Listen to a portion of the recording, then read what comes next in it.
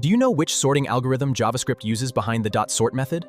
Is it bubble sort, quick sort, or merge sort? And if JavaScript uses a smart algorithm, why does sort sometimes give unexpected results? The answer may surprise you. Modern JavaScript engines like V8 use TimSort. TimSort is not a completely new algorithm. It combines merge sort and insertion sort. Before we understand TimSort, let's first understand what a sorting algorithm is supposed to do. The goal of sorting is simple. Take data and arrange it in the correct order. But TimSort does something clever. It first looks for parts that are already sorted. TimSort detects these sorted sections. These sections are called runs. Then it merges these runs together, instead of sorting everything from the beginning.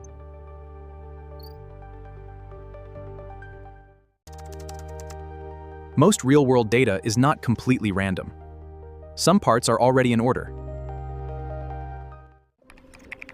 When the array is small, TimSort usually switches to insertion sort. Insertion sort works really well on small datasets because it has very little overhead. But when the dataset becomes larger, TimSort changes its strategy. Now it starts merging runs together to build the final sorted result. That is why TimSort is considered one of the most practical sorting algorithms for real-world data. So far, everything looks perfect, but now let's look at a strange example. Let's sort 3 simple numbers. What output would you expect from this code? Most people would say 2, 9, and 10.